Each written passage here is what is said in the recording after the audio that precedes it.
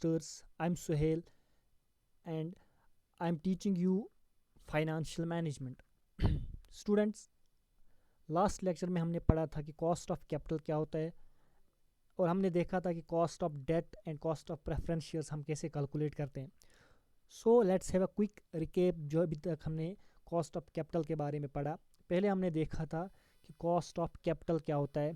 Cost of capital is the minimum rate of return जो कि investors expect करते हैं कि हमें मिलेगा अगर हम किसी पर्टिकुलर फर्म में अपना पैसा इन्वेस्ट करेंगे. फिर हमने देखा था कि cost of debt. Cost of debt में हमने पढ़ा था कि डेट जो है वो टू टाइप्स के होते हैं. एक होता है इरिडीमेबल डेट, यानी कि जिसका प्रिंसिपल हमें कभी भी पे बैक नहीं करना पड़ता है, बल्कि एनुअली हमें एक fixed rate of interest investor को पे करना पड़ता है. और उसमें हमने देखा था कि ये जो कॉस्ट ऑफ डेट है इरिडीमेबल डेट का, वो इक्वल होता है interest divide by net proceeds into 1 minus T. उसके बाद हमने देखा कि cost of irredeemable debt. Irredeemable debt means cost of redeemable debt. Redeemable debt means कि जिसका प्रिंसिपल हमें after a particular period of time वापस करना पड़ता है. और उसमें हमने देखा था कॉस्ट ऑफ रिडीमेबल डेट बराबर होता है interest into 1 minus T plus redeemable value minus net proceeds divide by debt life of debt whole divide by redeemable value plus net proceeds divide by 2. इसके बाद हमने पढ़ा था cost of preference capital. Cost of preference capital हमने ये भी देखा था कि प्रेफरेंस कैपिटल है वो भी टू टाइप्स का होता है, irredeemable and redeemable. Same irredeemable means कि जिसका हमें प्रिंसिपल कभी भी वापस नहीं करना पड़ेगा, बल्कि हर साल एक फिक्स्ड रेट पे डिविडेंड देना पड़ेगा. और इसमें हमने देखा था कि cost of irredeemable preference shares जो वो इक्वल होते हैं preference dividend divide by cost of divide by net proceeds. उससे हमें निकलता है cost of irredeemable preference capital. इसके बाद हमने देखा था cost of redeemable preference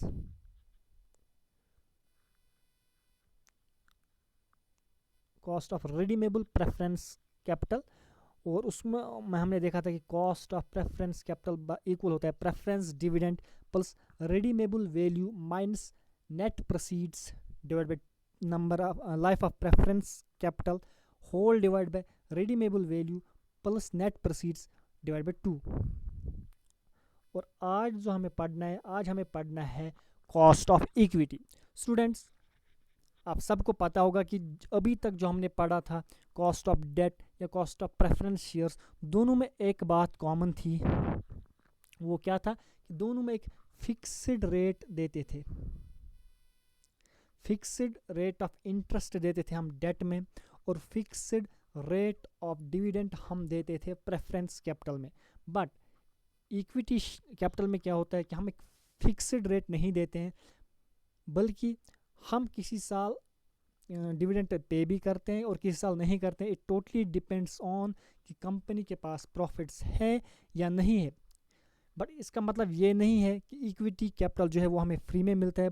equity capital में भी हमें डिविडेंड पे करना पड़ता है. And equity share holders are the real owners of company. So cost of equity calculate करने के लिए हमारे पास 4 मेथड्स हैं. Let's discuss them one by one. हमारा पहला मेथड जो है वो है डिविडेंड प्राइस रेशियो मेथड. और डिविडेंड प्राइस रेशियो मेथड में जो कॉस्ट ऑफ इक्विटी है वो इक्वल होता है D1 divide by P0. D1 means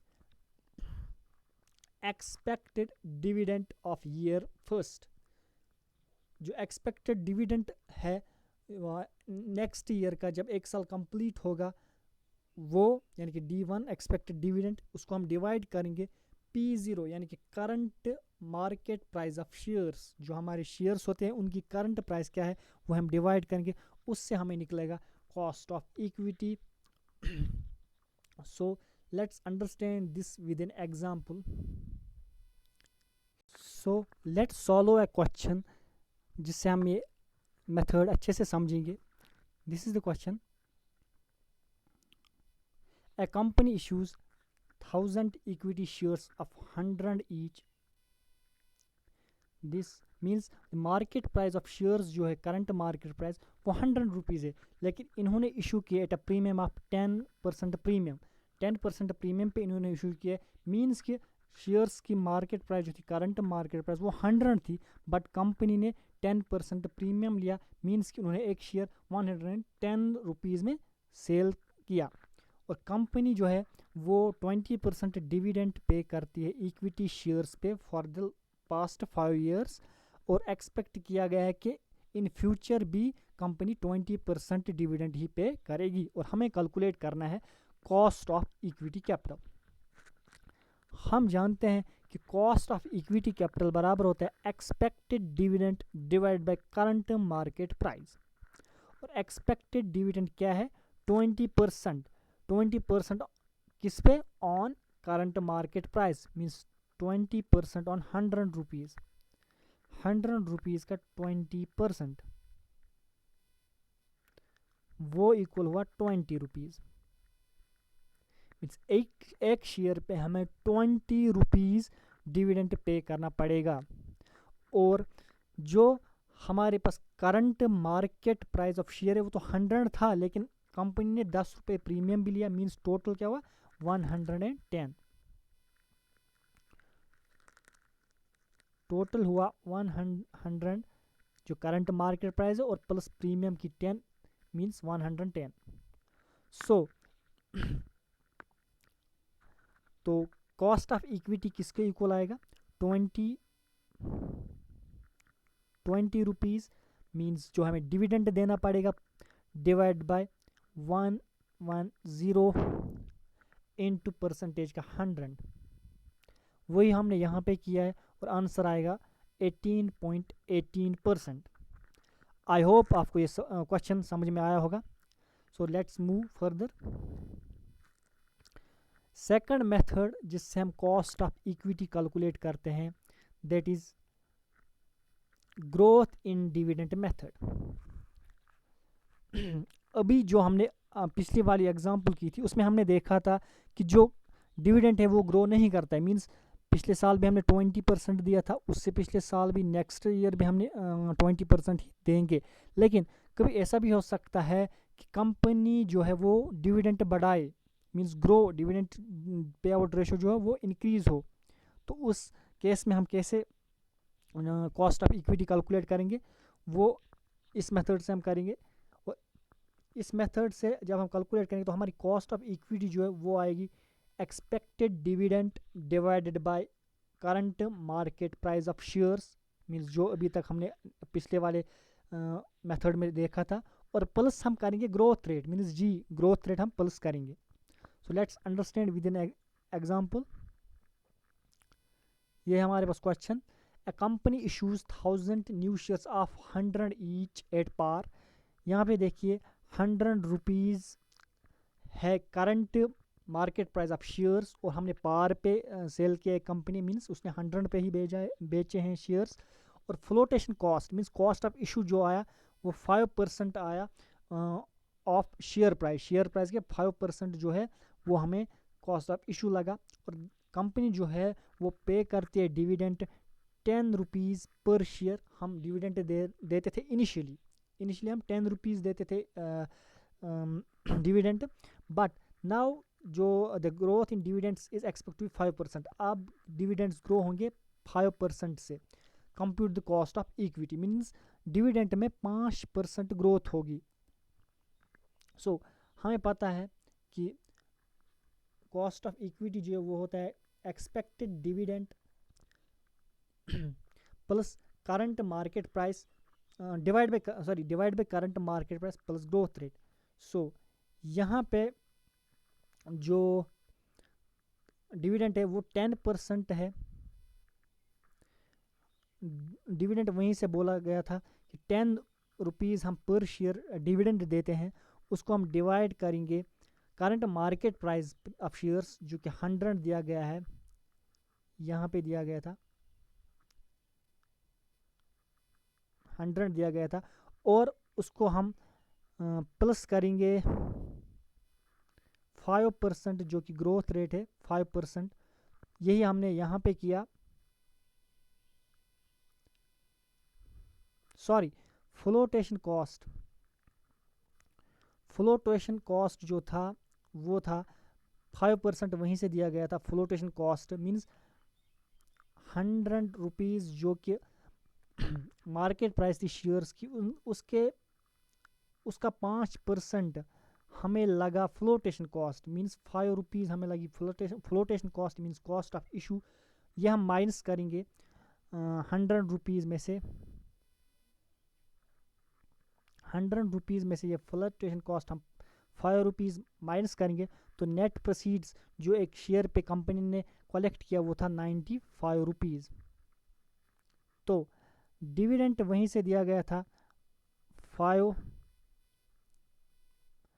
dividend वहीं से दिया गया था 10 रुपीज़, डिवाइड बाय करेंगे हम यही 95 मीन्स 100 जो था वो था current market price of shares, उसमें से फ्लोटेशन कॉस्ट जो कि हमने कैलकुलेट करके वो 5 रुपीज़ निकला था, वो हम माइनस करेंगे मीन्स 95, और प्लस करेंगे ग्रोथ इन डिविडेंड 5%, और जब हम ये सॉल्व करेंगे वो निकलेगा 15.53%। आई होप ये आपको समझ में आ गया होगा। सो let's have a quick recap. हमने किया क्या वहीं से दिया गया था कि जो डिविडेंड है वो कंपनी 10 रुपीज़ देती है पर शेयर पे डिविडेंड, और जो मार्केट प्राइस है शेयर्स का वो 100 था, और फ्लोटेशन कॉस्ट 5 रुपीज़ थे। तो नेट प्रोसीड्स हमारे पास क्या बनते, 100 रुपीज़ माइनस फ्लोटेशन कॉस्ट जो हमने कैलकुलेट करके निकाला वो 5 रुपीज़ बनता था, तो इक्वल टू नेट प्रोसीड्स बनते 95 रुपीज़, और 10 रुपये क्या था डिविडेंड, तो हम डिविडेंड को डिवाइड करते 95 मीन्स नेट प्रोसीड्स, और प्लस करते ग्रोथ इन डिविडेंड जो कि वहीं से दिया गया था 5%, और ये हमारे पास निकलता है 15.53%। आई होप आपको ये समझ में आ गया होगा। अगर कोई भी कन्फ्यूजन रहता है, कोई भी डाउट रहता है, तो आप कमेंट करिए, मैं कोशिश करूँगा कि नेक्स्ट लेक्चर में आपके तमाम डाउट्स क्लियर करूँ, या एक डाउट सेशन रखेंगे जिसमें हर कोई डाउट ब्रीफली हम एक्सप्लेन करेंगे, और मैं वो क्लियर करने की कोशिश करूँगा। Let's move further. Third method हमारे पास है कॉस्ट ऑफ इक्विटी कैलकुलेट करने के लिए, वो है अर्निंग प्राइस रेशो। और अर्निंग प्राइस रेशो में जो कॉस्ट ऑफ इक्विटी है वो इक्वल होता है अर्निंग पर शेयर, यानी means EPS divide by current market price of shares. So इसकी भी एक एग्जांपल ले लेते हैं। जो नेट अर्निंग्स थी कंपनी की वो वहीं से दिया गया था। Net earnings of a company is 90 lakhs net earnings है कंपनी की। इशू प्राइस ऑफ शेयर जो है वो 52 पर शेयर इशू प्राइस है, और कॉस्ट ऑफ न्यू इशू जो है वो है 2 रुपीज़, और हमें निकालना है cost of equity if existing equity shares are 10 lakhs। अगर एग्जिस्टिंग जो इक्विटी शेयर्स है वो 10 lakh हैं। So let's calculate this. हमें पता है जो कॉस्ट ऑफ इक्विटी है वो बराबर है earning per share divide by current price of shares. पहले हम निकालेंगे earning per share. Earning per share कैसे हम निकालेंगे, total earning per share, total earning divide by number of shares. Total earning divide by number of shares. Total earning कितनी है वो है 90 lakhs, डिवाइड बाय करेंगे टोटल नंबर ऑफ शेयर्स वो है 10 lakhs, और वो बराबर किसको निकलेगा 90 lakhs divide by 10 lakhs equal to 9 rupees. Means earning per share जो हमारे पास निकलता है वो है 9 रुपीज़।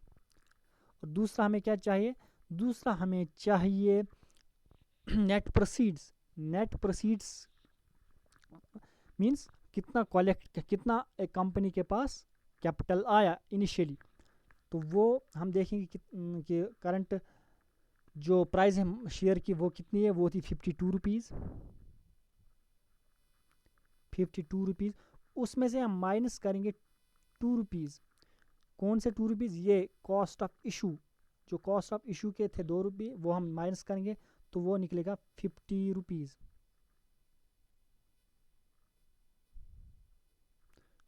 तो वो निकलेगा 50 रुपीज़।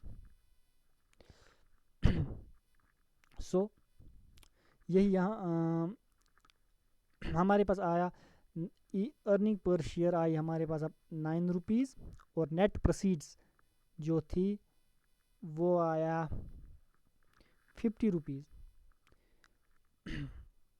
तो हम फार्मूला अप्लाई करेंगे। फार्मूला जब हम अप्लाई करेंगे तो फार्मूला क्या बताती है हमें? Earning per share means 9 divide by net proceeds means 50 और इनटू परसेंटेज का 100। यही यहाँ पे हमने किया है और इसका आंसर निकलेगा 18%। आई होप आपको ये समझ में आ गया होगा। Let's move on to next, that is CAPM model, means capital assets pricing model. Capital assets pricing model, ये फोर्थ मेथड है कॉस्ट ऑफ इक्विटी निकालने के लिए, और शॉर्ट में इसे बोलते हैं कैप-एम, CAPM, कैप-एम मॉडल। और इसमें जो कॉस्ट ऑफ इक्विटी है वो बराबर है RF means risk free rate of return into RM means rate of return on RF means risk free rate of return plus beta, B जो है ये बीटा कोफिशिएंट है, into RM means rate of return on market portfolio minus RF means risk free rate of return. और ये जो RM minus RF है ये क्या होता है? ये होता है मार्केट रिस्क प्रीमियम। जो हमने रिस्क लिए उसमें से जो प्रीमियम आया वो होता है RM minus RF means rate of return of market rate of return को जब हम माइनस करेंगे risk free rate of return, वो जो निकलेगा वो निकलेगा मार्केट रिस्क प्रीमियम। सो ये एक एग्जांपल से समझ लेते हैं।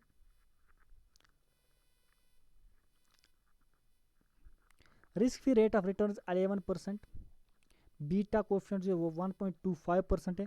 हमें निकालना है कॉस्ट ऑफ इक्विटी, एज्यूम करना है कि मार्केट रेट ऑफ रिटर्न जो है वो है 15%।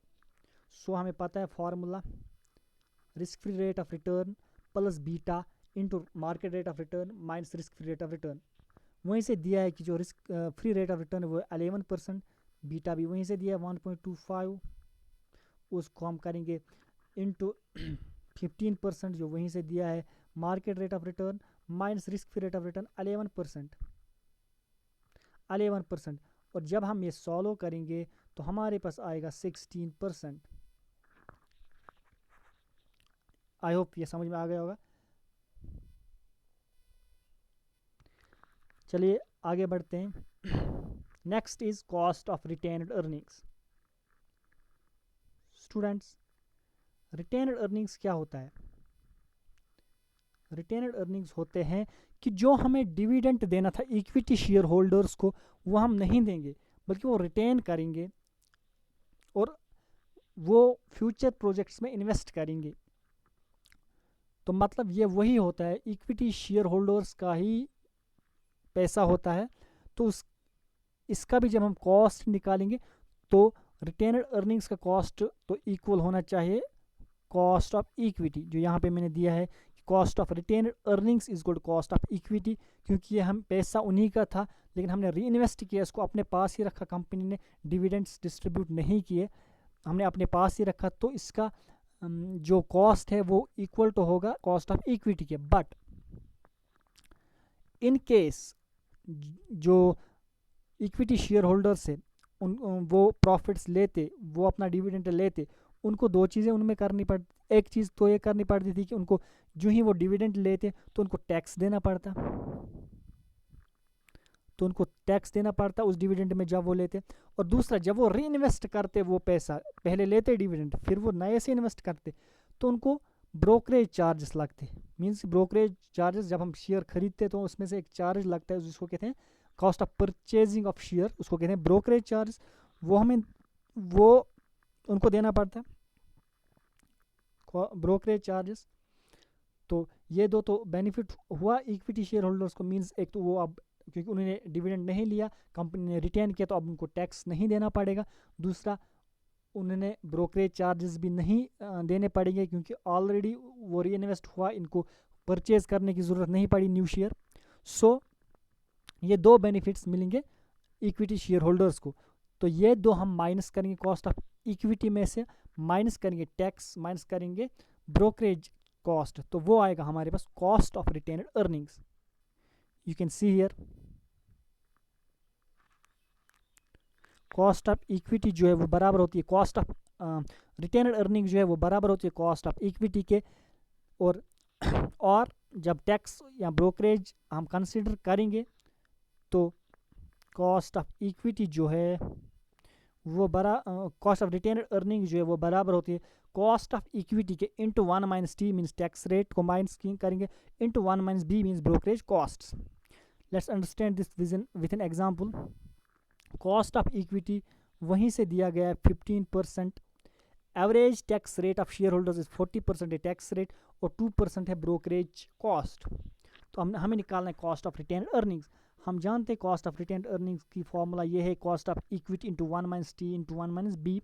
सो हमें क्या चाहिए, कॉस्ट ऑफ इक्विटी तो वहीं से दिया है 15%, टैक्स रेट वहीं से 40% means 40 divide by 100 is equal to 0.4, और ब्रोकरेज कॉस्ट भी वहीं से दिया गया है कितना 2% means 2 divide by 100 is equal to 0.02। तो वही हम यहाँ पे अप्लाई करेंगे 15% means cost of equity into 1 minus 0.4 means tax rate into 0.02 means brokerage cost, और हमारे पास आंसर आएगा 8.82%। I hope cost of equity आपको अच्छे से समझ में आया होगा, चारों मेथड्स समझ में आ गए होंगे। So let's move on. अब हमें देखना है weighted average cost of capital. Students, अभी तक जो हमने पढ़ा था, अभी तक हमने पढ़ा था cost of different individual source, यानी कि हमने इंडिविजुअली हर किसी सोर्स का देखा कि कॉस्ट ऑफ कैपिटल केस से निकालते हैं हम। अब हमें देखना है ऑल ओवर, यानी ओवरऑल कॉस्ट ऑफ कैपिटल, ये सब सोर्स मिला के टोटल कॉस्ट ऑफ कैपिटल, यहाँ इसको हम बोलते हैं कंपोजिट कॉस्ट ऑफ कैपिटल,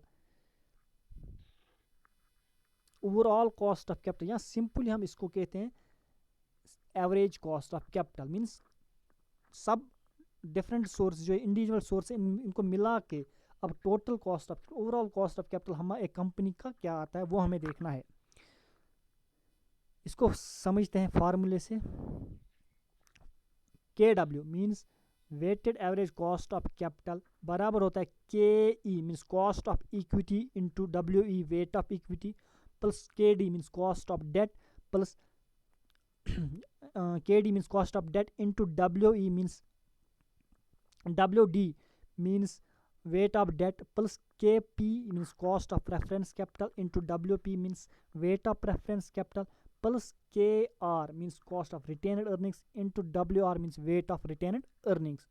इन चारों सोर्सेस को हम प्लस करेंगे, इन चारों सोर्स को पहले इनके वेट से मल्टीप्लाई करेंगे फिर ऐड करेंगे तो हमारे पास cost of weighted average cost of capital आएगा। स्टूडेंट्स, ये यहाँ पे WE नहीं है WD है, यानी कि वेट ऑफ डेट। सो एक क्वेश्चन कर लेते हैं, इसका भी क्वेश्चन है, देखिए डिफरेंट सोर्स से डेट है हमारे पास, डेट है हमारे पास अमाउंटेड टू 15 लाख रुपीज़ और प्रपोर्शन है 25%। मीन्स टोटल हमारा जो कॉस्ट ऑफ कैपिटल है, total cost of capital, total capital जो एक कंपनी के पास है वो है 15 प्लस 12 प्लस 18 प्लस 15। कितना हुआ टोटल? 30, 40, 50, 60, टोटल हमारे पास 60 लेक्स है। उसमें से 15 लेक्स जो है वो डेट है हमारे पास, मीन्स 15 जो है वो 60 का कितना परसेंट बना? 25%। यही है कि टोटल कैपिटल में से डेट हमारे पास है 25%, वही होता है प्रपोर्शन। वही यहाँ पे लिखा है कि डेट टोटल तो 15 लाख से प्रपोर्शन आती है 25%, और कॉस्ट ऑफ डेट जो है वो है 5%। 5% है कॉस्ट ऑफ डेट। नाउ आपके समझने के लिए मैं इसको लाइन डालता हूँ बीच में। Now second is cost of equity. Cost of equity हमारे पास 18 लाख से 30% ये प्रपोर्शन है हमारे, मीन्स के टोटल कैपिटल में से 30% हमारा इक्विटी कैपिटल है। देखिए कैलकुलेट कैसे करते हैं ये प्रपोर्शन, अगर कहीं पे दी नहीं होगी हम कैसे खुद से निकाल सकते हैं। हम देखेंगे टोटल तो इक्विटी 18 लाख है, डिवाइड बाय करेंगे टोटल 60 लाख इंटू 100, तो हमारे पास आएगा 30%। 30% वही यहाँ पे है ये कि 30% जो है वो है प्रपोर्शन इक्विटी की, और कॉस्ट ऑफ इक्विटी जो है वो है 12। ऐसे ही प्रेफरेंस दिया है 12 लैक्स, इसकी प्रपोर्शन है 20% और कॉस्ट है 10। ऐसे रिटेन अर्निंग्स की 15 लैक्स 25% प्रपोर्शन है 11 कॉस्ट है, और हमें निकालना है weighted average cost of capital. यहाँ पे हमें निकालना है weighted average cost of capital. तो हम देखेंगे हम सॉल्व करेंगे। हमें पता है कि weighted average cost of capital क्या है, कैसे निकालते हैं हम मल्टीप्लाई करते हैं पहले cost of a particular source को उसके वेट के साथ, और फिर चारों को ऐड करते हैं और हमारे पास आता है weighted average cost of capital. ऐसे हमने यहाँ पे किया एक टेबल के फॉर्म में। यह है source means debt equity preference retain, ये प्रपोर्शन मीन्स W वेट, ये वेट है, और ये है cost means X cost of a individual source, और यहाँ पे हमने फिर निकाला है X मीन्स कॉस्ट ऑफ इंडिविजुअल सोर्स, और मल्टीप्लाई करेंगे W मीन्स उसके वेट के साथ, तो हमारे पास ये आएगा सॉरी 25 को जब हम 5 से मल्टीप्लाई करेंगे तो वो आएगा 125 डिवाइड बाय 100 मीन्स 1.25। ऐसे 30 इंटू 12 डिवाइड बाय 100 वो आएगा 3.60। ऐसे प्रेफरेंस का 20 इंटू 10 डिवाइड बाय 100 वो आएगा 2.00। ऐसे ही retain earnings are 25 into 11 divide by 100 वो आएगा 2.75। ये 2.75 है। इसका जब हम इन चारों का वेट स्टूडेंट्स, जब हम इन चारों को ऐड करेंगे तो हमारे पास आएगा 9.60%। ये क्या आएगा? Weighted average cost of capital. I hope आपको ये समझ में आ गया होगा। हमने क्या किया, हमने पहले देखा कि कॉस्ट ऑफ डेट जो है वो 5 है। हमने देखा कॉस्ट ऑफ डेट जो है वो 5 है, उसको हमने मल्टीप्लाई किया उसके वेट से, उसके प्रपोर्शन यानी कि 25% से। 25% से जब हमने उसको मल्टीप्लाई किया तो हमारे पास आ गया 1.25। यहाँ पे दिया है। ऐसे हमने क्या किया, हमें पता था कि कॉस्ट ऑफ इक्विटी जो है वो है 12, उसको हमने मल्टीप्लाई किया उसके वेट के साथ यानी कि उसके प्रपोर्शन के साथ जो था 30%, वो निकला हमें 3.60, वही यहाँ पे है। ऐसे ही हमने किया प्रेफरेंस शेयर्स का, हमें पता था कॉस्ट जो है वो 10 है और उसका जो वेट है वो है 20%, उससे मल्टीप्लाई किया तो हमारे पास आया 2.00 जो यहाँ पे है। ऐसे ही हमने किया रिटेनड अर्निंग्स का जो कि 11, उसका कॉस्ट ऑफ कैपिटल जो है वो 11 है, और मल्टीपल किया उसके वेट के साथ जो कि 25% है, तो वो आ गया 2.75, जो कि यहाँ पे दिया गया है, ये 2.75 है। और फिर हमने क्या किया, फिर हमने किया इन चारों को ऐड, तो ऐड करके हमारे पास आया 9.60। ये है हमारे पास weighted average cost of capital. I hope आपको समझ में आ गया होगा, और आज हमारा कॉस्ट ऑफ कैपिटल जो है वो कंप्लीट हो गया। आई होप आपको पहले से लेके एंड तक सब कुछ समझ में आ गया होगा। अगर कहीं पे भी लास्ट लेक्चर में या आज के लेक्चर में कहीं पे भी कोई भी डाउट रहता है, feel free to comment below, मैं कमेंट पढ़ूंगा और I will surely clear every doubt in next lecture. अगर ये पॉसिबल नहीं हुआ तो मैं एक अलग से एक डाउट सेशन रखूंगा आपको, जिसमें मैं हर कोई डाउट क्लियर करूंगा। Thank you, this was all from my side. Good bye, अल्लाह हाफिज़।